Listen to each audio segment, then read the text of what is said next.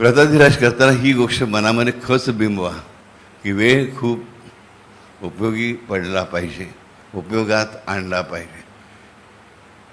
आम्हाला एक म्हण माहिती असते मराठीमधली, आवडती म्हण आमची, बरोबर.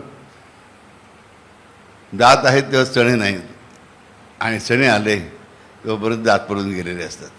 आणि ही म्हण आम्ही वापरतो कशी, जे काय करायचं आत्ताच भोगून घ्या, पुढची गोष्ट कशाला. ॲक्च्युली तो अर्थ नाही आहे.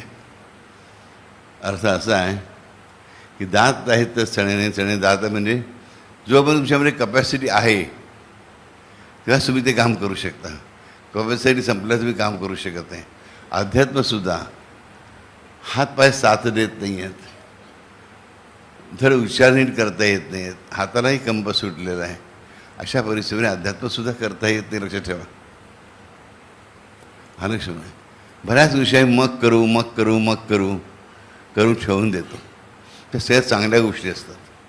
नाही करायची त्या गोष्टी आम्ही बरोबर आधी करत राहतो, बरोबर.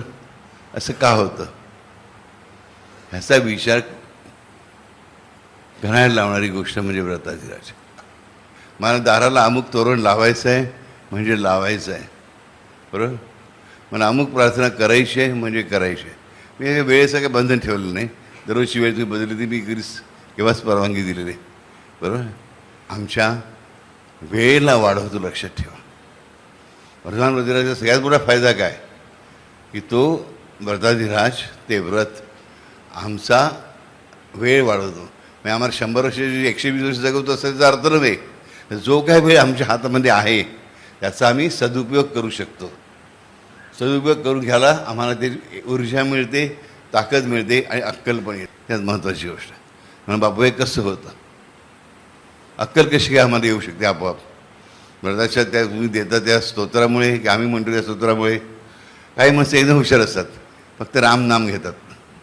पहिल्या दिवशी एकदा रामनाम, तिसऱ्या दिवशी तिसऱ्या रामनाम, 1 मिनिटामध्ये तिसऱ्या दिवशी पहिले झालेले असतात व्रताधिराज.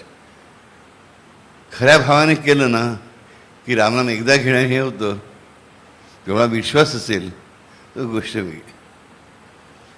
पण करायचं पण आहे आणि नाही पण करायचं आहे म्हणून करत असू त्याला काहीच अर्थ नाही, बरोबर.